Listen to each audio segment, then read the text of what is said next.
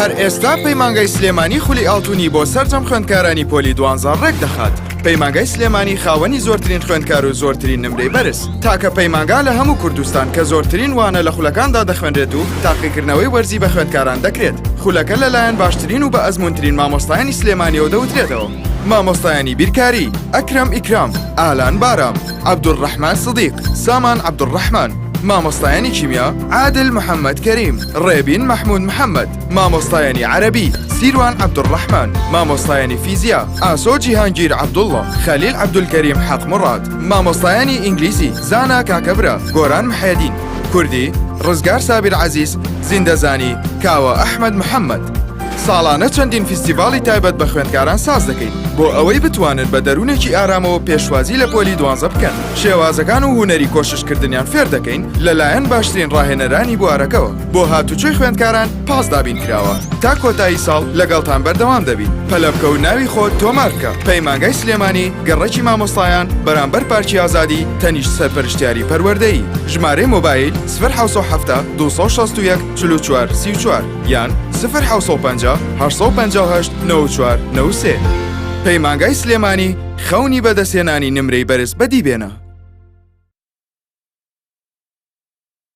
هەر ئێستا پەیمانگای سلێمانی خولی ئاڵتوونی بۆ سەرجەم خوێندکارانی پۆلی 12 ڕێک دەخات. پەیمانگای سلێمانی خاوەنی زۆرترین خوێندکار و زۆرترین نمرەی بەرز. تاکە پەیمانگا لە هەموو کوردستان کە زۆرترین وانە لە خولەکاندا دەخوێنرێت و تاقیکردنەوەی وەرزی بە خوێندکاران دەکرێت. خولەکە لەلایەن باشترین و بە ئەزموونترین مامۆستایانی سلێمانیەوە دەوترێتەوە. مامۆستایانی بیرکاری: ئەکرەم ئیکرام، ئالان بارام، عەبدوڕەحمان سدیق، سامان عەبدوڕەحمان. مامۆستایانی کیمیا: عادل محەممەد کەریم، ڕێبین مەحموود محەممەد. مامۆستایانی عەرەبی: سیروان عەبدوڕەحمان. مامۆستایانی فیزیا: ئاسۆ جیهانگیر عەبدوڵڵا، خەلیل عەبدولکەریم حەق موڕاد. مامۆستایانی ئینگلیزی: زانا کاکەبرا، گۆران محەیەدین. کوردی: ڕزگار سابیر عەزیز، زیندەزانی: کاوە ئەحمەد محەممەد.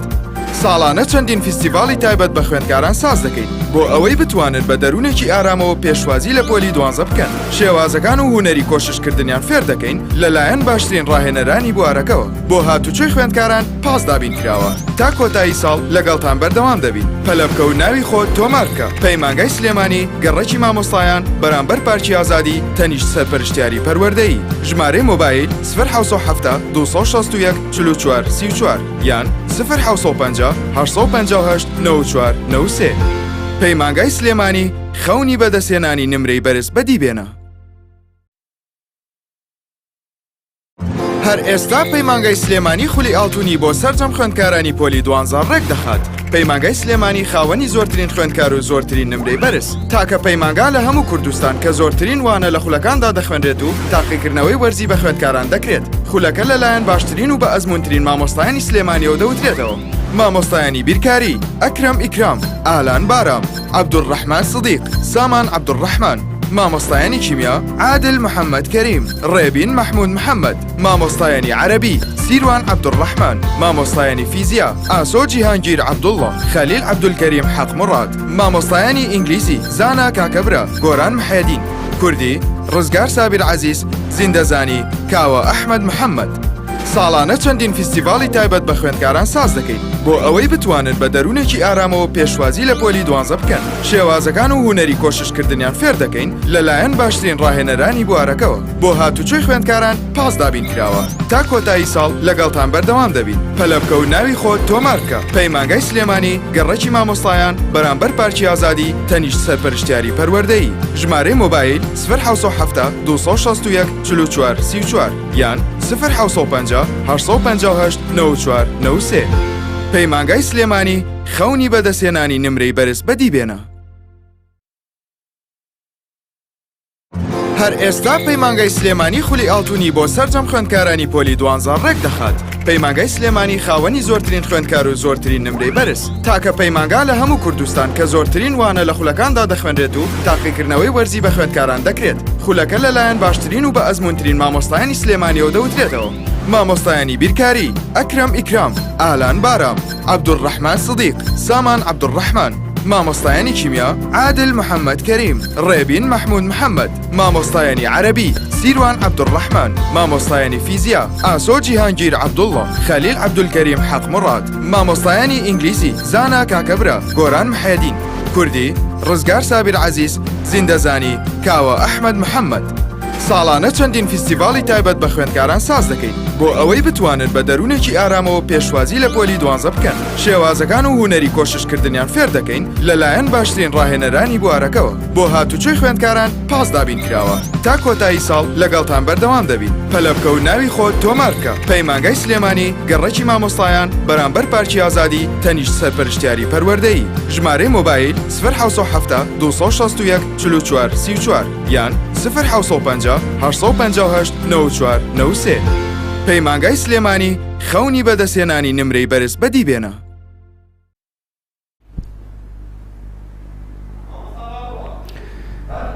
ئەم کاتان باش خوێندکارانی بەڕێز خۆشەویست، خۆشحاڵە بم لە پەیمانگای سلێمانی، لە پیجی پەیمانگای سلێمانی، وەروەها لە چەناڵی یوتیوبی پەیمانگای سلێمانی ڕاستەوخۆ لەگەڵ ئێوە ئەبم بۆ شیکارکردنی وحدەی یەکەم و ئەو بابەتانی کە گرنگە خوێندکاران پێویستیان پێیەتی بۆ ئەوەی کە بتوانن لە تاقیکردنەوەی 20 یەکەمی قوتابخانەکان دەرەجێکی باش و بەرزی تێدا بەدەست بێن. پەیمانگای سلێمانی ئەو پەیمانگایە بۆ هەمیشە لە خزمەتی خوێندکاراندا بووە، هەمیشە ئەم ئۆفەرانەی هەبووە کەوا خوێندکاران بتوانێت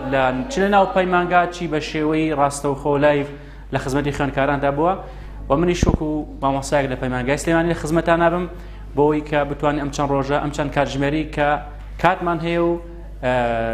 مەجالمان هەیە بتوانین خزمەتی بەڕێز خۆشەویستکەن و بێگومان مامۆستایان دیکەش کە بە هەمان شێوە بە شێوەی لایڤ بە بابەتەکان شەرحەکەن بە شێوەیەکی ڕاستەخۆ ئەتوانن هەمیشە بینەری پیجی پەیمانگای سلێمانی بن لە فەیسبوک و لە یوتیوب بۆ ئەوەی ئەو مامۆستایان دیکەش کە لە ڕۆژانی داهاتوو و پێما بێ کاتژمێری 7 بۆ 9 لە ڕاستەخۆ ئەم شەو کاتژمێر 7 بۆ 9 بە هەمان شێوە ڕاستەخۆوانەی فیزیا مامۆستا نەبەز، مامۆستای ئامادەی هەڵکەوت، مامۆستای بەتوانای پەیمانگای سلێمانی بە شێوەی ڕاستەخۆ بە هەمان شێوە بابەتی فیزیا بۆ خوێندکاران شەرحەکە بۆ تاقیکردنەوەی 20 و ڕۆژانی داهاتووش مامۆستایان دیکەش بە هەمان شێوە ئەو بابەتانە شەرحەکەن. بەڕێزان، ئەوەی کە ئەمەوێت دەستی پێ بکەم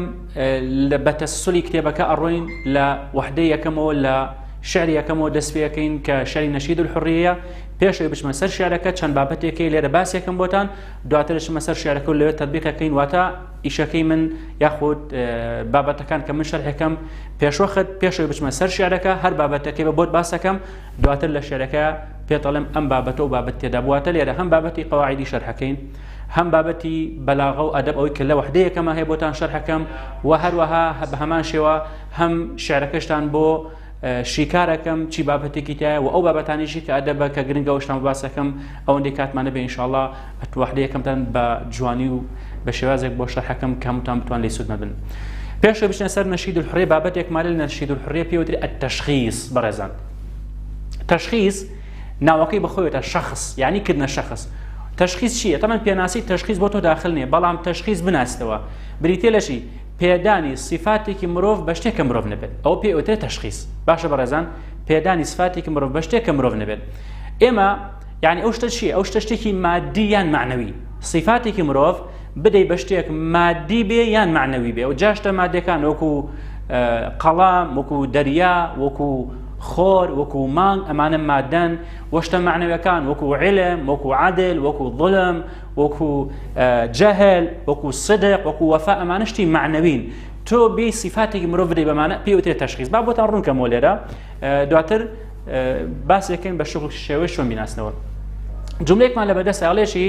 ئەڵێ ماتە نەهاڕوو. ماتە نەهاڕوو یعنی چی؟ یعنی ڕۆژ مرد. ئایا ڕۆژە مرێ؟ نەخێر. کەواتە ماتە ئەمە سیفاتی مرۆڤە، یاومانە بە شتێک کە مرۆڤ نییە کە نەهارە ڕۆژە. لێرە ئێستا ئەگەر پێمان بوترێ ئەمە چی تێدایڵین تەشخیص تێدایە، بەڵام بۆ زانیاریتان ماتە سیفاتی مرۆڤە، مرۆڤ ئەمرێ. لەوانەیە خوێندکارێک ئەم پرسیاری لا دروست بێ بڵێ مامۆستا ئەی خۆ غێری مرۆڤیش ئەمرێ، بۆ نمونە لە ئاژەڵەکان لە ڕوحلەبەرەکان. ئێمە ئەڵێن ئەم سیفاتی مرۆڤە بدە بە شتێک کە ڕوحی تیانە بێت. ئەی داوتە بە ڕۆژ، ئەی دەی بە عیلم ئەڵێ ماتە العیلم، ئەی تەی بۆ نمونە بە جەهل ماتە الجەهل.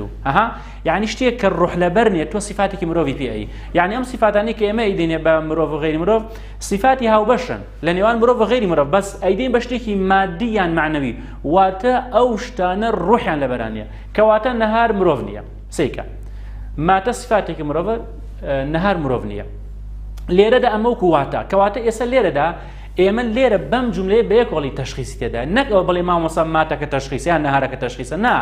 پێکەوە هەردووکی تەشخیصە باشە بەڕێزان هەردووکی پێکەوە چیە تەشخیصە یعنی ئێستا ئەم جملەیە ئەگەر پێمان بوترێ لە وزارەت چی فەنێکی بەلاغی لێرەدا یان بابەتێکی بەلاغیان يوجد في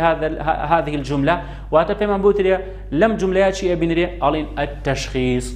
طبعا ئەو کاتە ئەگەر سەیریکەم بۆ زانیاریتان بەشێکی زۆری تەشخیص لەم شێوازەیە لە فعل و ئیسم پێکاتوە ماتە فعلە نەهار ئیسمە واتە جملەیە ماتەکە بریتە لە فعل نەهارەکە بریتە لە ئیسم دائما ئەو تەمەن ئەلیفلامیش لەسەر بۆ زانیاریتان ماتە نەهار و ئەلیفلامی لەسەرە بەڕێزان دائما فعلەکە صفاتی مرۆڤە نەهارەکە مرۆڤ نییە بۆ نمونە تۆڵیشی ئەڵێ بۆنە ابتسمت الحياة ابتسمت الحياة ژیان زەردەخەنەی کرد ژیان سەردەخەناکە قەت بینتانەوە ژیانی دنیا نەک بڵێ وەڵام مامۆستا من ئافرەتێکە ناسم ناوی ژیان و پێەکەنی بەسمان ژیان بەسمان ئەو ژنیانی کە تایە ژی نەک پورە ژیان و پورە حیات و شانەنە ابتسمت الحياة ژیان زەردەخەنەی بۆ کرد باشە کەواتە صفاتێکی مرۆڤمانەیە و بە شتێکە مرۆڤ نییە سەیریکەن الليل يتكلم معي شەو قسەی لەگەڵا کردم شەو قسە ئاکات نەخێر کەواتە سەیکە يتكلم صفاتی مرۆڤە چونکە مرۆڤ قسە ئاکات الليل مرۆڤ نییە ليس إنسان واتە مرۆڤ نییە کەواتە لەم جملەیە الليل يتكلم معي تەشخیص واتە من شۆم کردو بە مرۆڤێک صفاتێکی مرۆڤم پێداوە لێرە يتكلم فعلە لەیلەکە ئیسمە بە هەمان شێوە بینی تەشخیصەکە لە جملەیەکدایە کە لە ئیسم و فعل یان لە فعل و ئیسم پێکاتوە زۆربەی تەشخیص لەم شێوازەیە بەڕێزان یعنی لە شارەکان زۆرمان هەیە لە بۆ نمونە وزارەکان زۆر جار لەم شەهاتوت لەم شێوازاتوت کەواتە تۆ کاتێک ئەمەد بۆ دیاریکرا ماتە نەهار و یا الليل يتكلم معي یعنی جملەیەکت بۆ دیاریکرا لەم جملەیە مادام ئەبینی فعل و ئیسمە یا ئیسم و فعلە کەواتەڵین تەشخیص هەیە باشە بەڕێزان ئەمە تەشخیص شێوازێکی تری تەشخیصمانێ البەحر غاضب ئەڵین دەریا تووڕەیە ئەمە لە چی پێکاتوە ئەگەر لێرە بۆت بنووسم لە چی پێکاتوە سەیریکەن ئەمەیانە لە المبتدأ والخبر پێکاتوە المبتدأ زائدا الخبر واتە لە مبتدأ و خبر پێکاتوە باشە بەڕێزان يعني البحرەکە مبتدأ خبرەکە بڵین غاضبەکە خبرە دائما مبتدأ لە زمانە عەربیە معرفەیە مبتدأ معرفة المعرفة باشا يعني وشيك ألف لام لسرة بزوري خبر بريتيا لشي بريتيا لصفة إنسانية أما بريتيا لصفاتك مروف خبر بريتيا لصفات إنسانية صفاتك مروف أم صفات مروفة تشوشيا يعني اسم فاعلة يعني اسم مفعولة يعني صفة مشبهة صفة مشبهة بلان بمرجك أمانة صفات مروف واتا أقر سيكين البحر مبتدأ غاضب خبره أما مروفنية يعني دائما ليس إنسان واتا مبتدأ كمروفنية شتيكي ماديا معنوي إسا بحر شتيكي مادية بحر دريا نايبين غاضب صفات مروف تورا قالين دريا تورا باش دريا بو بتورا بيت هكا واتا غاضب شيء صفاتك مروف بلان غاضب اسم فاعله كواتا هو تشخيص ليه لم جملة تشخيصية يك نمونيكي وزاري مان هي تقريبا لم شوازية النهار مودع روش مال آوائي كرتي خوا حافظ مال آوائي لكن ايس الروش وابرو مال آوائي الرات وانيا دمو إواريا كواتا ما هاتين روش مال آوائي تزانيت وانيا مودع ودع يودع التودع مال آوائي كردن صفاتي مروف يك جياليا عليه خوا حافظ خوا لقال وانيا مع السلامة وانيا سيو ليت تتعبوا تعبروا بالإنجليزية كانوا بعربي وكردي شو كواتا دائما ها صفاتك مروف مانيا وبشتك مروفني كواتا تشخيصا سيدي كان غاضب صفاتي مروفا بحرك مروفنيا أبينو اسم فاعل أو شان اسم واتا مبتدا وخبر بلام خبرك اسم فاعل وصفاتي مروفا أو مروفا ليرا علي الحق مظلوم حق استملك راو الحق مظلوم سيك ليرا مظلوم صفاتك مروفا حق استملك راو أو شتي مروفنيا سيك اللي اسم مفعول اسم بيكاتو طبعا ها الف لام ليس معرفه كاتو مبتدا كو مبتدا بما خبر بلام خبر كمان شيء اسم مفعول اجا لو انا هندي خنكاري برز يساب رساله لا دروس بامام وصام من اسم فاعل شيء اسم مفعول شيء برز انا بابتانا لا وحده يكدو اخي هندريت اسم فاعل واسم مفعول صفه مشبهه لوحده سيابه سكرت يعني برزتان كي بوي ام بابتانا كهندي بشباسه كم لو انا اسكاتي وين بيبو تفصيلي بس كم دواتر كخود شو تسرو بابتانا إجاب رزق ئەزانی ئیسم فاعیل چیە ئیسم مەفعول چیە چونکە ئێمە هەندێک بابەتێ باسێکم بەسمە بۆ چ ڕۆژەکەیە بۆ وزاریە ئەو کاتە تۆ لەوێدا ئەزانی و کاتە ئیسم فاعیل و ئیسم مەفعول چیە بۆ ئێمە تەنها شتەکە باسەکەین بەڵام بەعام وەکوتم زۆرترین تەشخیص لە فعل و ئیسم یا لە ئیسم و فعل پێکاتەوە باشە بەڕێزان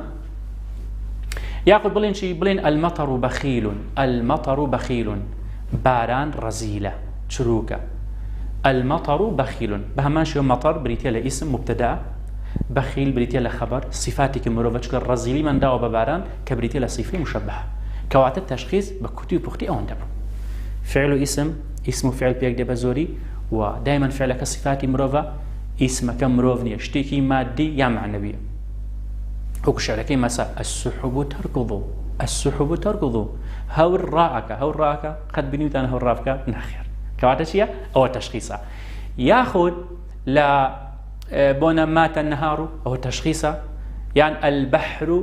یان والشمس عاصبة الجبين لە شعرەکەی مەسا هەمانە والشمس عاصبة الجبين خۆر نێوچوانی بەسوە عاصبە ئیسم فاعیلە ڕێکەوە الشمس عاصبة الجبين خۆر نێوچوانی بەسوە خۆر نێوچوانە بەسێ ئێستا بڕۆ خۆر لە ئاسمانە سەیرێکی بکە بزانە خۆر نێوچوانی بەسۆ ناخێر لەوێ صفاتێکی مرۆڤمان یاوە بە خۆر کە مرۆڤ نییە وایە کە بڵێن کە بە خۆر مرۆڤ نیە وایە تۆڵی نێوچوان بەسن کەسێ نێوچوان بەسەیە ئەمە صفاتی مرۆڤە کە لەبەر ئازاری سەر ئەمە کەواتە بریتی بوو لە التەشخیص بە کورتی و پوختی ئەمە تەشخیص بوو کە هەمانە باشە بابەتێکی ترمان هەیە هەر لە شعرەکەی مەساء باس کراوە بڵێن لە شعری نەشید الحوڕیە پێش بچمە سەر شعرەکە بە ئەم باتانە باسکەم بەڕێزان شتێکی ترمانە پێوتر حاسە باشە یعنی لە هەر شعرەکە بابەتێ باس کرابوو من پێشەوەی بچمە سەر شعرەکە و بابەتە بۆ تۆ باسەکەم دوای ئینجا چمە سەر شعرەکە باشە بۆی کە پێشەوەی بچمە سەر شعرەکە و بابەتەکان بزانی دواتر لە شعرەکەی پێتەڵن ئەمە ئەو بابەتێ ئەمە ئەو شتەیە حاسە ئێمە چیمانێ حاسە واتە هەست السمع واتە بیستن بەسەر یانی چی یعنی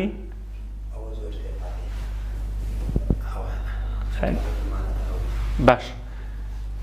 حاسة السمع وتان سمع يعني بيسن بصر يعني شيء يعني بينين البصر وهذا بينين باش وهروها لمس يعني لمس دس لدانا شم وهذا بون كردن شممتو بونم كردن لا ذوق يعني شيء يعني تام كردن چشتن باشا كواتا من بينج اسمانه مرۆڤ خاوەندی پێنج هەستەوانی هەنێ جاڵێن شەش هەستی شەشەمی شەیە نازم هەیە تو هەتەیان نا کەواتە حاسة السمع والبصر واللمس والشم والذوق پێنج هەستمانێ ئاگادار بە سمع يعني بیستن بصر سمع بیستن بصر بینینە لمس بەسلێدانە شەم بۆنکردنە ذوقی چەشتنە طبعا تۆ ئەم سێ هەستت نییە تووشی کۆرۆنا بوویتە خوا بتپارێزێ ولی بۆن ناکەی دە پۆلی دوازە ناوی بۆنکەی تامیش ناکەیم ڕێک نیشانەکان کۆرۆنایە تااقەتیش نیە دەستبۆشن بەری کەواتە چیمانەیە یان سەمعمانەیان بەسەرمانێ باشە ئەم دوو هەستە زیاترت نییە بەیاڵێن چی مرۆڤ خاوەنی پێنج جۆر لە هەستە تۆ سەمع و بەسەر بزان و بەستە باشە یعنی ئەو دوو هەستەمانەیە بەڕێزان دەنگ هەیە ئەگەر کێشەیەکە شتێکەیە پێمان بڵێن ئەگەر پرسیاری گرنگیشە بوو کاک ئەحمەد لە کۆمنت ئەگەر هەبوو لێرە پێم بڵێن باشە ئەگەر پرسیاری گرنگیان شتێکە بوو پێم بڵێن لە کۆمنتە بەس ئەگەر خەلەل هەبوو لە دەنگ یا لە ڕەنگ هەر شتێک ئێتەوە من نیچم بەدەستانێ من بەس کامێرەکە بن بە زەماتی کۆنتڕۆڵ ئاگیان لێمانە ئەگەر خەلەل لێ شتێکە بوو بڵێن دەنگ نەبوو یان هەر شتێکە بوو چونکە من لێرە خۆم تێکدا و زۆر بەجانی شەرحەکە مترسم شتەکان نەگابەیەوە کەواتە وتمان بۆی لە بیر نەچێتەوە تا من دەڕێ شارە مرۆڤ خاوەنی پێنج جۆر لە هەستە تۆ سەمع و بەسەر بزان و بەستە باشە دوان بزانە ئەم دوانە بزان بەستانە باشە سەمع چی و ئەمە تەمان هەرچەندە پەیوەندی بەواتاوەیە ئەڵێن چی سەیکە وشەی سەوت دەنگ بە گوێ بیستی وایە سیاح هاوارکردن ڕعد گرمەی هەور خەریب خوڕەی ئاو ئەمانە بە گوێ تەمان یەک ئەم بابەتە ئێمە ناتوانین بڵێن تێبینی تاو بدەین بەڵام هەندێک تێبینیتان پێ ئەم ئیسفادەی لێ ئەەکەن بەڵام ئەوە نییە 100% بڵێن وەڵای ڕێک ئەمە هەموو یەکرێتەوە وەزنێکمان هەیە با بڵین وەزنی فەعیل ئەم وەزنە وەزنی فەعیل زۆر وشەکانی حاسەی سەمع لەسەر ئەم وەزنن زۆربیان ناڵم هەموو کات هەموو شێک لەسەر وەزنی فاعیل بوو حاسەی سەمع بەس زۆربیان لەسەر وەزنن سەیری کەسە کۆمەڵە وشت پێڵێم خەریر یعنی خوڕی ئاو فاعیل ئەنین یعنی نوزە هەدیر یعنی دەنگی گرمە ها سەوت العالی هەدیل دەنگی کۆترە صەفیر یعنی فیکە شەخیر یعنی پرخە زەئیر یعنی نەڕە نەهیق دوولەریتۆ زەڕە زۆر وشەکانمانە یعنی لەسەر وەزنی فاعیلە بۆیە وەزنی فاعیل زۆربەی دەنگەکان نەعیق و کۆمەڵ وشەمانە لەسەر وەزنی فاعیلە حاسی سەمع بۆیە ئەمە حاسی سەمع بەڵام حاسی بەسەر چی ئەوەی کە بە چاو ئەیبینی بەڕێزان جەبەل شاخ بە چاو نایبینی قابلە شاخی بە چاو نەبینی ئەگەر نایبینی کەواتە فەحسی چاو بکە سەحاب یعنی هەور بەرق یعنی شەی بروسکە ما یعنی ئاو ئەمانە هەموو ئێ ئیجا یەک تێبینی کەش بۆ نمونە زۆر جارم باسی وزاریەکەم کە وشەیەکی پێدای وتی ئەم وشەیە حاسی سەمعیان بەسەر بۆ نواسای واتاکەی نازانی بڕۆ ناو شعرەکە بگەڕێ لەسەرەوە ئەو شعری کە پێدای لەوێ هەیە پاشی پێشی ئەم لای ئەو لای بخوێنە بزانە بۆ دەرەکەوی لە چیە هەمانە بۆ نوێ ئەو ساڵە پرسیارێک هاتە بۆیت فعلی لاحە پەیوەندی بە چی هەستێکەوەیە فعلی لاحە ئەوە لەوانەیە خوێندکار نەیزانێت بەس لە ناو نەسەکە لە شعرەکە ئەیوت چی لاح الجمال لذي النهى لاح الجمال لذي النهى لاح يعني جمال چیە جوانی ئێکەواتە کە جوانی باسی جوانێکە یەکسەر پەیوەندی بە حاسی بەسەڕە بوو اینجا کۆتا خاڵ و ئاخر خاڵ ئەگەر هەر نەتزانی حاسەی بەسەر لە هەموو زیاتر هەمانە حاسەی بەسەر زۆرتر و زیاترە یعنی تۆ ئێستا لەوانێ بەس دەنگی من ببیستی وایە هەبێ هەرواش بچکە گوێ لە منەگرێ بێت دەنگی من ببیستی قابل لەوە گوێ لە شتێکی کە بگری ئیسفادە ناکەی بە گوێ لە من بگری بە گوێی دڵت ئەنجا ئیسفادەکەی کەواتە حاسەی بەسەر تۆ ئیسە بەس گوێ لە دەنگی منە بۆ نمونە بەڵام زۆر شتە بین ئاوا چاو بگێڕە بە ژوورەکەت بۆ شوێنی کە تایە ئێستا زۆر شتە بینی بۆیە حاسەی بەسەر فراوانتر مرۆڤ زۆر شت ئەبینێ بەڵام دەنگی نابیسێ مێرو لە ئەبینین مێشوو لە ئەبینین کوڕە هەندێک جارەوانی کە بۆن مامۆسای زیندەکان بەکتریا و کۆمەڵە ڤایرۆس شتە بین خۆمان لەوان هەندێکیان دەنگیشان هەبێت و خۆچکە زیندەوەرن بەڵام ئێمە دەنگیان نابیسن بەڵام بەتایبەتی مێرو لە مێشوو لە باباسکن دەچەند با نەچێن بەکتریا و ڤایرۆسەوە کەواتە ئێمە ئەمانە ئەبینین بەڵام دەنگیان نابیسن زۆر شتێک دەروپشت ئێمە کە ئەبینین بەڵام دەنگی نابیسن کەواتە حاسەی بەسەر زۆرترە و زیاترە لە وزاریشە زیاتراتێتەوە ئیتر ئەمە ئاخر حل لەو زیاتر ناتوانین لە حاسی سەمع بەسەرە شتێکە بڵێین ئەمەم شعرانەوە بۆگە بچینە سەر شعری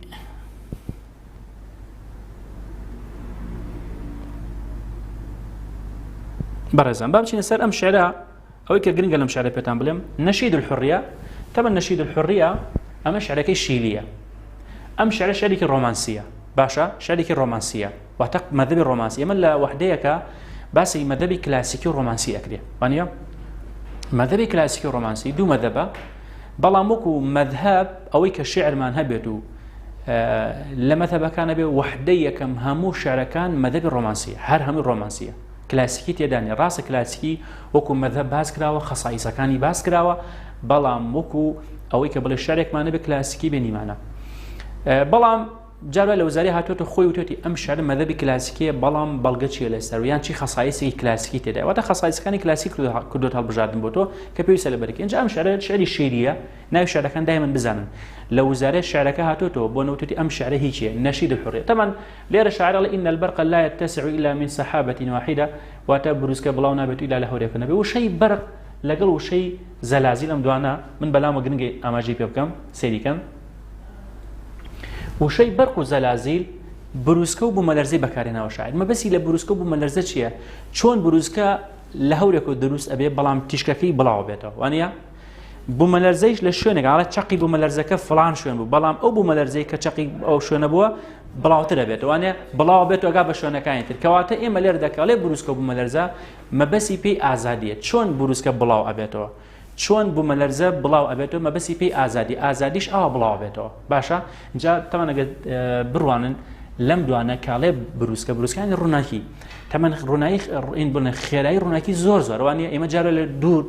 بۆ نەجارە بروسکە بینین دوای دەنگیمان پێگە وانە بۆیە کەواتە ئازادیش زۆر بە خێرایی گواسترێتەوە دواتر زەلازیل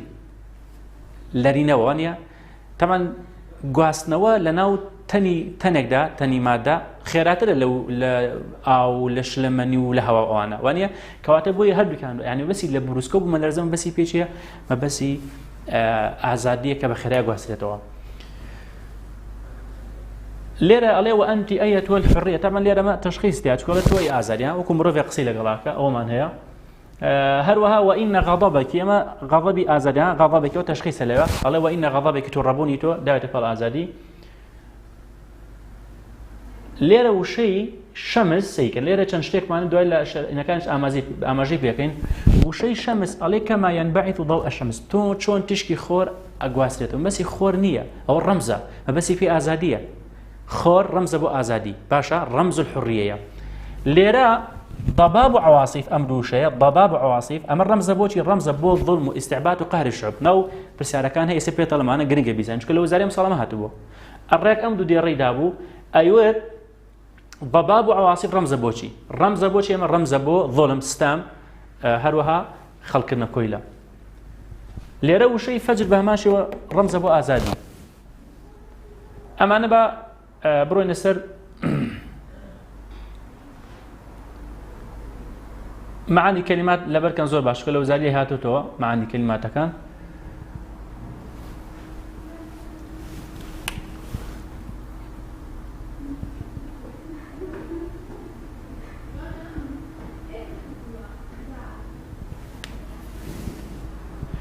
سيكن برزان أو كجرينجا بلا منوا فكرته الرئيسة أما جرينجا فكرته الرئيسة فكرة سلكي نصكة سرعة انتقال ثورة حرية من أمة إلى أمة خير أقواسنا مش هرشي أزادي لأن تويك بنتويك ديك أما جرينجا لو زاريها توتو ليك امتحان كاني أمصاب صال الرابع دبيوتشي أريد فكرته الرئيسة سرعة انتقال ثورة حرية من أمة إلى أمة أريد شيء نشيد الحرية بون مساء الحرية في سياسة المستعمرين يعني أطلال بون شوار الشعري دا وعيد فكري نسخة أما جرينجا هاتوت اللوزارية إن جابوا لي بيتانش دائما هولدن خنكاران يسخن كاري ولا ما وصل منك شيء لبركض مي والله مش تنبيه لبرناقل لبيرم أجيت عام قصانا بابا ده هولدن معناك بزان حر مرزمك بكار إني أمر كراو بكودي أوتا سرعة يعني خيرة انتقال يعني قواس نوال ثورة يعني شورش حرية يعني آزادي أمة يعني نتوا يا ولا بريكا همزو لبريكي درنگ لبيتا شيتوا ود أي زانيشتك دائما بزانا بروسكا بخيرنا قواسلتوا بوملارزة بخيرنا قواسلتوا كواتا سرعة يعني خيرة انتقال قواسنوا سرعة انتقال ثورة حرية من أمة إلى أمة خيرا قواسنوا شورش آزادي لنا تويك بونا تويك ديكا أما يتيجن لهم يعني خيرا قواسنوا شورش آزادي لنا تويك بونا تويك ديكا أما فكري سركي نشيد الحرية شكل باشرة خوێنکاران ئاگاداری هاوڕەکانتان بگەن باز زۆرترین خوێنکاری ئیسفادە بکە هەر من ماندوو بووم با خوێنکارێکی زۆر ئیسفادە بکە شەریکن لای خۆتان برادەکانتان چۆن بڵێن کەن ئاگادار بکەنەوە هەر خوێنکارێکیش دواتر دەتوانێت بگەڕێتەوە بۆ پیج پەیمانگای سلێمانی یاخود چەناڵی یوتیوبی پەیمانگای سلێمانی لەوێ ڤیدیۆکان ئەمێنێ چکە بەشێک لە خوێنکاران لەوانەیە لە ئێستا لە قوتابخانەکان بن نەتوان بە شێوەی لای ڕاستەوخۆ بینەر بن ئەتوان دواتر بینەری ڤیدیۆکان بن و ئێمە ڤیدیۆکان سەیڤ دەکەین هەم لە پیجی پەیمانگای سلێمانی هەم لە یوتیوبیش وازم لە فیسبوک خۆشم شێر کراوە زۆر باشە بەڕێزان ئەوەی کە ئێمە حاسەکانمان خوێندووە تەمانەمانەوت بابەت ئەڵێ ئوسەجل مالە و عەلاقەت سەیکن ئەم وشەیەش گرنگە مالە و عەلاقەتن زۆر خوێندکار کە ئەڵێ مالە و عەلاقەتن وا تێگەشووە ئەمە پرسیارێکی وزاریمان نێرە و شێواز ئەڵێ مالە و عەلاقەتن وا تێگەشووە پەیوەندی پێوەنی ئەوە مالە و عەلاقەتن یعنی پەیوەندی پێوە هەیە باشە یعنی مالە و عەلاقەتن بحاسەة البەصەر ئەوەی پەیوەندی بە حاسەی بەسەڕەوەی ئاوا بیخوێنە باشە مالە و عەلاقەتن بحاسەة البەصەر ئەوەی پەیوەندی بە حاسەی بەسەر و بینینەوەی تەبەن ئەمانە هەموو شەیە تەبەن لە وزاری ئەوە هاتووە ئەو شەیە هاتووە ما له علاقة بحاسة السمع أو كبندي ببستنا وهي هدير ومزمجرة دوكان لو زاريات نتو يعني كحاسي السمع هاتوتو تا اسم دو شيء هاتوتو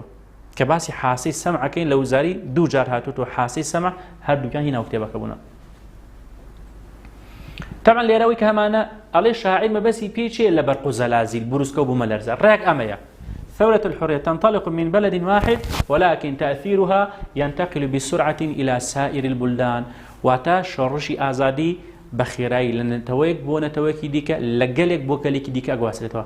هەر بە کوتی و پوختی فکری نەسەکەیە ڕاک فکری نەسەکەی بۆ بنووسن سرعة انتقال ثورة حرية من أمة إلى أمة خێرە گواستنەوەی شۆڕشی ئازادی لە نەتەوەیەک بۆ نەتەوەیەکی دیکە ئەمە بریتە لە فکری ئەو دووشێکە بەکاری هێناوە ئەمە تەشخیصە باسمان کرد تەشخیصیە لە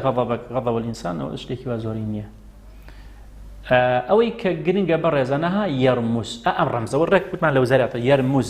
ڕەمز یەرموز تەرموز یان بڵێ ترمز بۆی لەبیر نەچێتەوە کەواتە سەیکە دایمە ڕێک ئەمە لای خۆت کە ناو بازنێکە شەمز دیکە ناو بازنێکە شەمز ڕەمزی چیە ڕەمزی حڕیەیە ئاوا ڕێکەوە بیکە ناو بازنێکم جا ئاوا بیان گواستنە بەیەکتر شەمز خۆر ڕەمزی ئازادیە ضباب وعواصف أم دوانا وبكنا بازنيكو الضباب والعواصف رمز بوشي رمز بو الظلم استعباد وقهر الشعب أو رمزك تيجي الضباب وعواصف أم دوانا رمز بوشي الظلم واستعباد وقهر الشعب طبعا برزا هر ملزمه ما وصيك برز بكار إنه برسالاني تدا أبوي يكسر برسالة كان لسه شخص دانا أبوي يكسر توبزاني كان برسالة ودياري كي بأخذ لقل ما بۆی نەڵی کامپەڕ و لە کێو نازانچی ڕاستە مەرزەمەی خۆم بەڵام پرسیاران لە هەموو مەرزەمەکانە هەیە و مامۆستایەک بەڕێز دایناوەکو خۆی پرسیارەکانی تێدایە بۆی ئەو پرسیارانە کەیسە پێێتە لەم شەمس تۆ بیکەنەوە بازنێک و لەگەڵ حڕێواتە ڕەم ڕێرموس شەمس ڕەمزی ئازادێ بەڵام ضباب عواصف ڕەمزە بۆ ظلم و استعباد و قهر الشعب ئەمە وتمان لە وزاری ڕێک ئەمە هاتووە ئەم پرسیاری ڕێک هێنابەوە لە وزاریەوە هاتووە ئەگەر بۆ نمونە هاتەوتی تەبعەثینە فەجرەکی من ڕوح إلى روح من أم لا أمة مەبەسی فەجر چییە سپێدە و بەرەبان بەسی پێی ئازادی ڕێک ئەو شعرە بەسی فەجر ئازادی هەر بۆ خۆت بەهرە بیر نەچێتەوە نەماوت خۆر ڕەمزی ئازادیە ئەگەر خۆر هەڵنەیە ئایا بەیانی دروستە بێ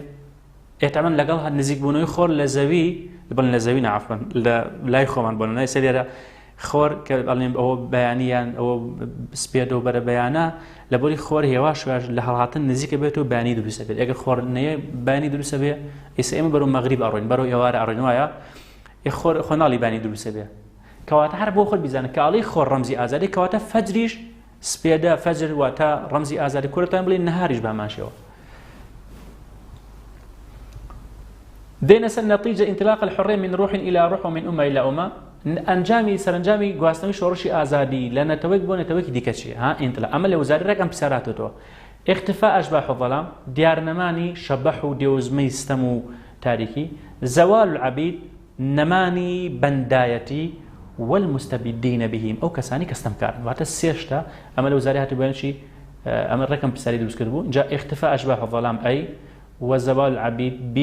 وزوال المستبدين C كل ما ورد صحيح أوش نشيد الحرية بو لێرەوەی کە لە نشید الحرية هەیە تەمەن ئەمە ئەڵێ نمونێک لە مێژووی کۆنە تازە ئەدەم زۆر گرنگ نیە نازە مامۆستا بەرزەکانی ئەو بۆتە دیاری کوریانە بەڵام ئەوی کە زۆر بیزانی بۆ خۆت شۆڕشی فەڕەنسا ئەمریکی و مسلێکە واتە شۆڕشی فەڕەنسا وەکو وایە بروسکەکە بێ وەکو بمەلەرزەکە وایە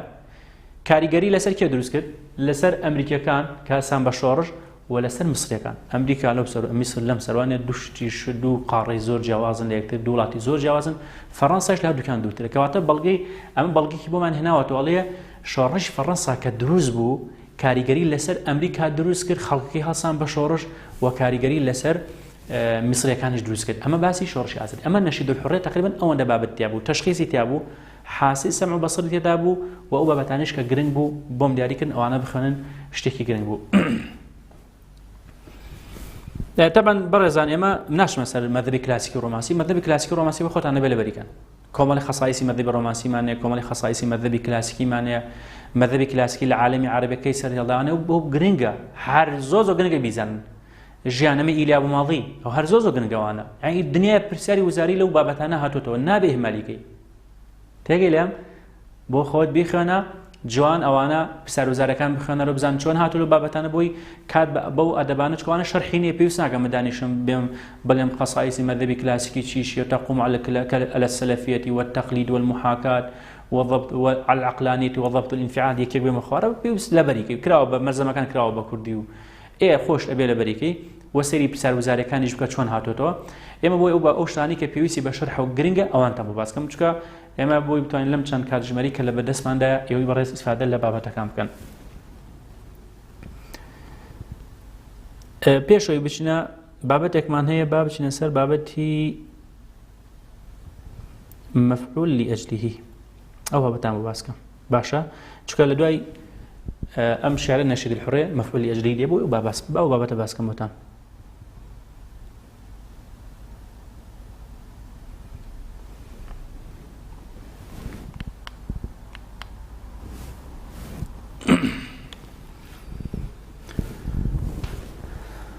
المفعول لأجله مفعول لأجله أجل يعني لبينا ولبر يعني ناوكي بخويوتي هۆکاری شتێکمان بڕ نەکات تۆڵی ئەتەیت من ئەجلیک من لەبەر تۆ هاتم نیشەڵمی ئەخوا بەخێر بێ وانی ئەگەر بێ ببێرە یان بۆ نەڵەڵیشی من گوێ لە تۆ گرم لەبەر یعنی گوێ حەزم بە عەرەبیە لەبەر تۆ ئەڵم زۆر سوپاس دەکەم ئینشەڵڵا دەرەجی باشێنیت چونکە حەز و خۆشەویستیت بۆ هەر وانەیەکە بێت دڵنیا بە دەرەجی تێیانی چونکە بە عەشق و خۆشەویستی و بۆ ئەخوێنی بە عەشق و خۆشەویستی و هەوڵی بۆ ئەی وەکو ئەوە نییە کە ڕق لێ وەکو ئەوە نییە کە حەزت پێی نەبێ بۆیە ئینشاءڵڵا دەرەجی باشین باشە کەواتە مەفعول لەجلی پێناسەکەی چی پێناسەکەی لەبەرەکەی باشە چونکە لە وزارەی هەر لەم پێناسەیە دوو پرسیار هاتووەتەوە ئەڵێ مصدر منصوب یا اسم منصوب مصدر منصوب كواتا مفعول لأجله أبي مصدر ببرزان يعني مصدر دائما فقرة بخفاقة ليس من المصدر ها مصدر به يعني شي قال مصدر به كواتا اسم فاعل نابت مفعول لأجله اسم مفعول نابت مفعول لأجله صيغة مبالغة صفة مشبهة اسم تفضيل تعجب حرف فعل كرة اسم ناوي خلق أما نابت مفعول لأجله بويا أقدر بكواتا بشي به أبي مصدر به إذن المصدر الثلاثي غير ثلاثي كشمانية أما خالي كم خالي دوم منصوب أبي شيء بمنصوب إن جلواني خنكار برسالة ما مثلا منصوب يعني شيء منصوب يعني شيء هم أنت يسنا زي منصوب يعني شيء بس منصوب إيش كلمة زين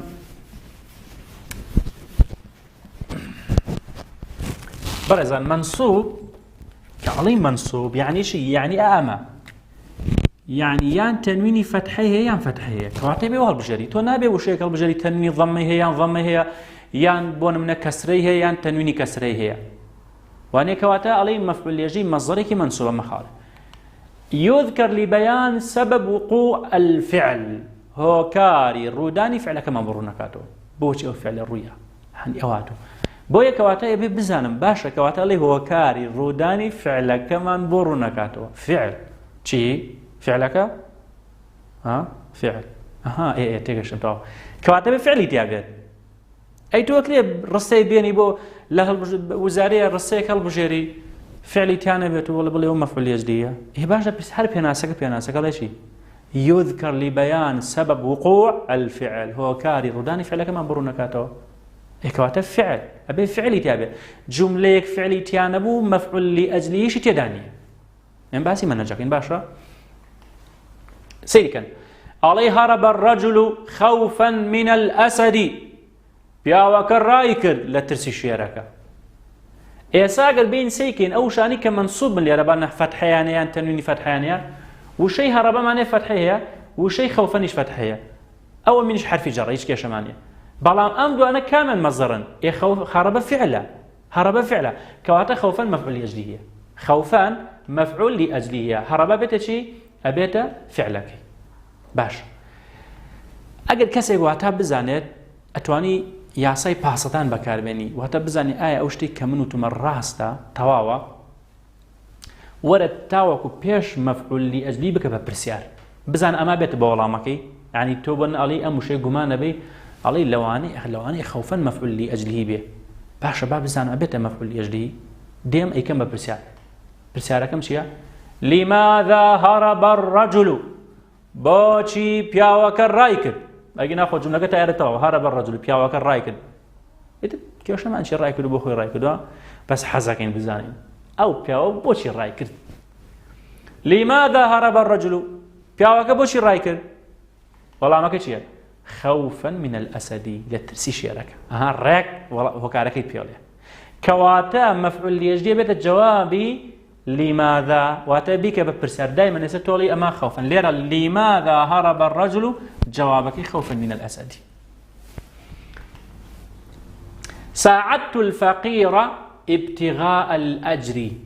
وتمان مفعول يجدي تشيبيه مفعول يجدي تشيبو مفعول يجدي مصدر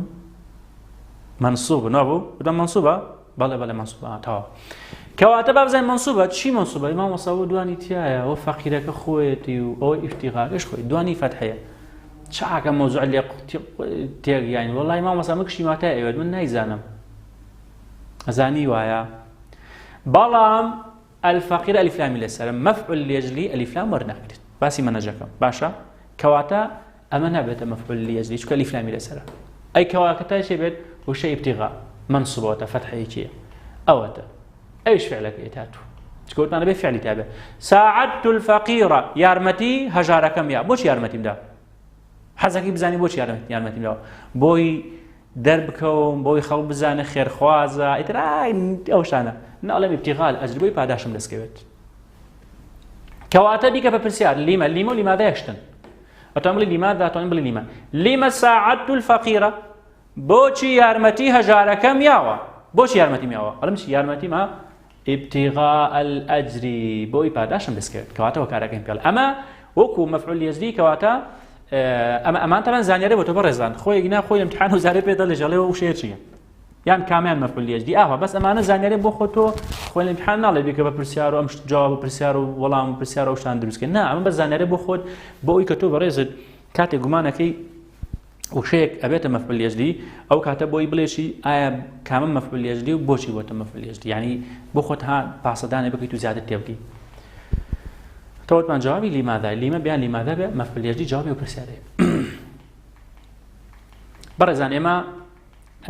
چوار جۆر مەفعولمان هەیە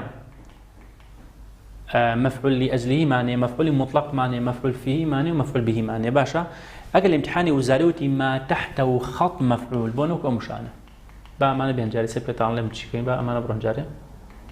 سەیریکەن ئەگەر وتی ما تحته خط بۆن ئەم وشێن بۆ دیاریکە لێ ما تحته خط مەفعول وتی ئەوەی کە هێڵی بەژێر داهاتۆ مەفعولە ئەو کاتێ فیهی و بهی بۆ دەرچکەم دوانەمان نیوەکو بابە لە پۆلی دوانزەیە یان لأجلیه یان مطلقە ئێمە دوای باسی مطلقتان بۆکەم چۆن مطلقە ناسنەوە تەمان مەفعولی مطلق ئەوەیە فعلێک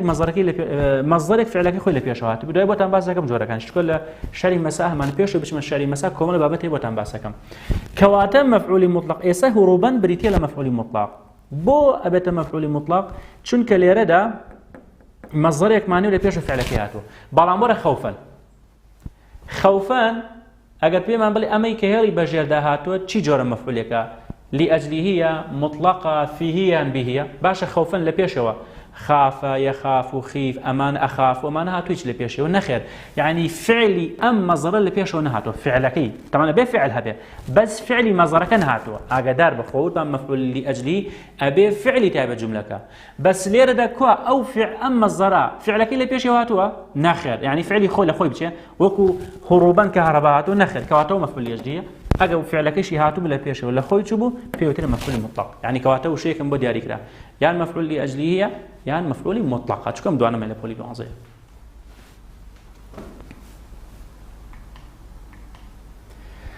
عليشي ينصب مفعول لأجله إذا كان مصدرا قلبيا متحدا مع فعله في الزمن والفاعل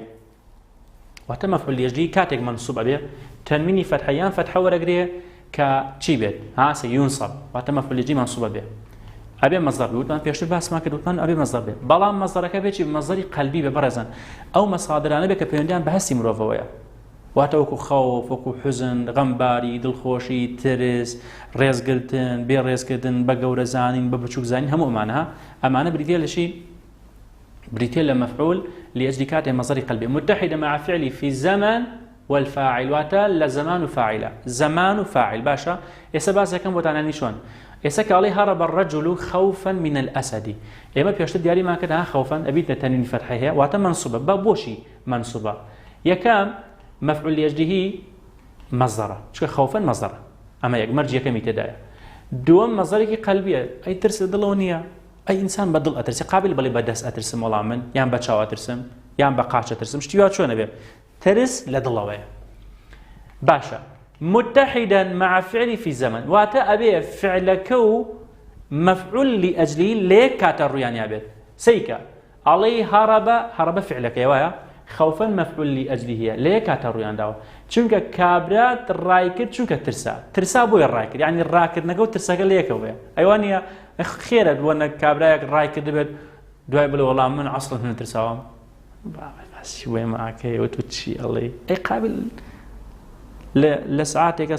صو بس الروشتي كل بلا صو بنجا خير يعني ام صو بنجا الروش وقت دي لسا خوات الرويتو ولا بدا كي نازم چیت بەڵام ئێستا ڕات کردو وڵێ وڵات نەترساوم بەڵێن بڕۆ بۆیکی باسکە بڕات پێ بکە ئێمە بڕات پێ ناکەین چونکە ترسای وێ ڕات کردو کەواتە زمانەکانی زمانە هەروە فاعیل چی ڕای کرد پیاوەکە ئەی کێ ترسە هەر پیاوەکان فاعیلەکانیەکە یعنی هەمان ئەو کەسەی کە فعلەکەی ئەنجام داوە هەمان ئەو کەسەیە کە مەفعول ئەجلیەکەش ئەنجام داوە ئەو کەسەی کە ڕای کردووە پیاوەکە بۆ ئەو کەسەشی کە ترساوە هەر پیاوەکە بۆ واتە ئەمە مەرجەکانی مەفعول ئەجلی بە کورتی پوختی بەڕێزان ئەمە لەبەرکەن تەمەن لە کتێبەکە هیچ نمونەیەک نییە یەک لە مەرجانی تیانەبێت بۆ زانیاریتان هیچ نمونەیەک نییە لە کتێبەکەدا یەکێک لەم مەرجانی تێدا نەبێت یاخود لە وزاری شتیوان نەهاتوت ڕاستە مەرجە باسکراوە لە کتێبەکە بەڵام نە لە کتێبەکە نمونەمان هەیە بۆ لە زمانەکەیەکی نەگرت بێتەوە یان لە فاعیلەکەیەکیان نەگرت بێتەوە نە لە وزاری شتیوان هاتووە تەنها ئەمانە بخوێن بۆن لەوانە بڵێ مەفعول لأجل ينصب ومفعول لأجل إذا كان مصدرا بڵێ قلبين ئەم بەوکە بە هەڵبژاردن یان بڵێ مصدر قلبين متحدا مع فعله في الزمن أي بالفاعل سي الزمن الفاعل هذا زمن الفاعل تفوقت أهو بيخوێن ساعد الرجل الفقير ابتغاء الأجر ما شو سيك ابتغاء كم مفعول لأجلية أو أتا مصدر قلبي شكون نيتك لدلوا بوا وباشان لا زمانك كان قدو شو بياوك أو كاتيك يارمتي هجاركي داور كاتيش نيتي أجركي هبو نيتي هبو كخيري دسكوت و أو كسي كيارمتي هجاركي يا بياوك بوا وأو كسي كنيتي خيركي هبو بياوك بوا كواتا لفاعلك شيء كان قلتو وتم مكو همو مفعول لأجلية كالكتابك هاتو يعني برسالي وزارية هاتو همو يعني هرشوا مرجع كانت يدايا تناوكم مرج لبريكن ئەگینا بڵی نمونەیەک بێتەوە لە وزاریە شتێکی دیکە لەو مەرجانی تێدا نەبێت شتیوان نهاتوتەوە و ئیتر نازم مامۆستا بەڕێزەکانی ئێوە باسییان کردویان باسییان نەکردوێ ئەگەر هەر کاتێک یەکێ لە نمونەکانی مەرجەکانی تیانە بوو ئێستا پێتان لەم چن هەر دەزانری لاتان هەبێ ئەڵێم زورت و ئەخاکە لحبك له ئەڵێم سەردانی براکەتم کرد وەکو ڕێزێک بۆ وەکو خۆشەویست بڵێن لەبەر خۆشەویستیتەوە بۆ ئەو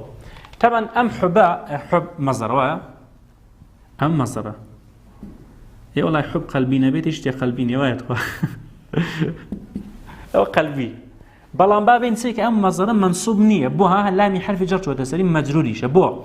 لەبەر ئەوەی کە سەردانی براکەتی کردووە منم یعنی فاعیلی فعلەکە منم بەڵام فاعیلی مەفعول لأجلیەکەی ئەنتەیە تۆی ئەڵەم سەردانی براکەتم کرد لەبەر ڕێزی تۆ بۆ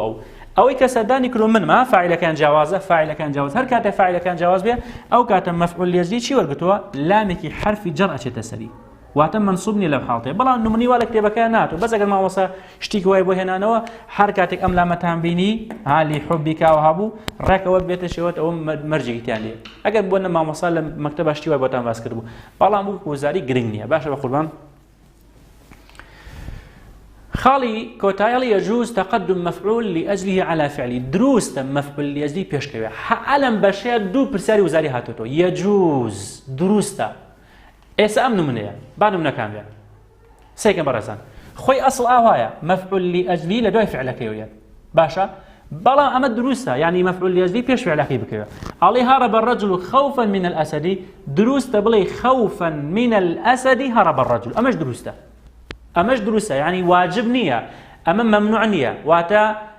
ڕێگە قەدەغە نییە هەروەها واجبش نییە لە پێشەوە بێت واجبش نییە لە دواوە بێت واجب التأخير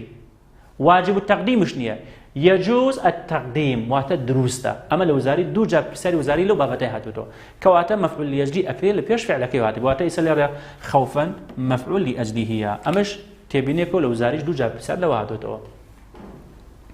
کۆتا تێبینی لەسەر مەفعول لأجلی هەمانە هرب الرجل خوفا من الأسد أجر مفعول لأجله تنوين فتحيه به أو حرف جر بدوعد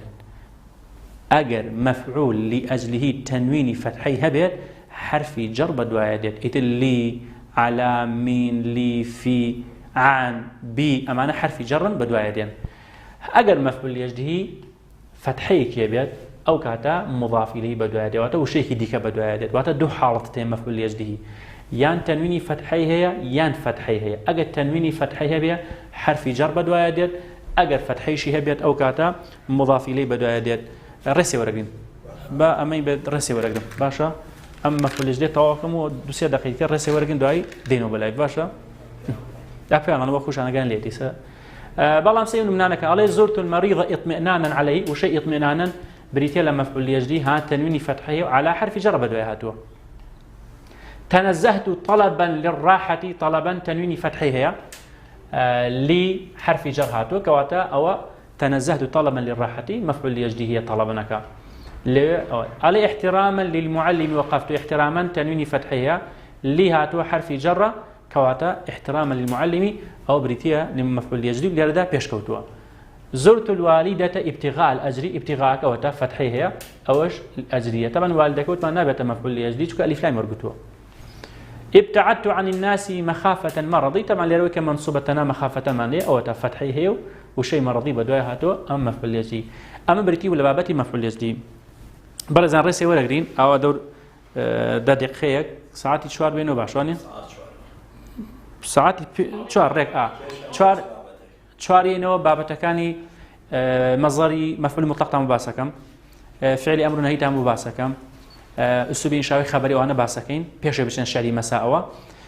ئیتر ئەم بابەتانە بۆ نەمەڵتەکانێک دوو نەمەڵمانەی پێویستە باسەکەن ئەگە فریاکەوتن تەوکی تەوازی ئەمانە کۆمەڵە بابەتە بۆتان باسەکەم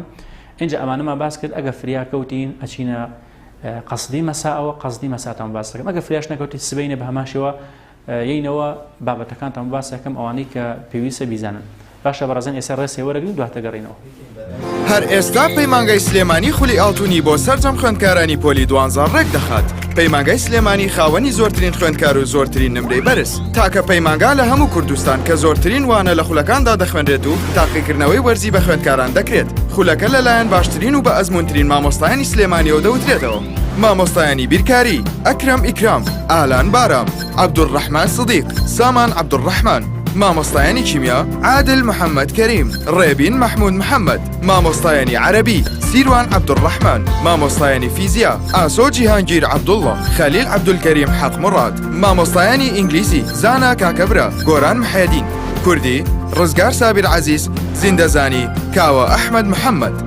ساڵانە چەندین فیستیڤاڵی تایبەت بە خوێندکاران ساز دەکەین بۆ ئەوەی بتوانن بە دەروونێکی ئارامەوە پێشوازی لە پۆلی 12 بکەن شێوازەکان و هونەری کۆششکردنیان فێر دەکەین لەلایەن باشترین ڕاهێنەرانی بوارەکەوە بۆ هاتوچۆی خوێندکاران پاس دابین کراوە تا کۆتایی ساڵ لەگەڵتان بەردەوام دەبین پەلەبکە و ناوی خۆت تۆمار بکە پەیمانگای سلێمانی گەڕێکی مامۆستایان بەرامبەر پارکی ئازادی تەنیشت سەرپەرشتیاری پەروەردەیی ژمارەی مۆبایل 070 261 44 34 یان 050 858 94 93 پەیمانگای سلێمانی خەونی بەدەستێنانی نمرەی بەرز بەدی بێنە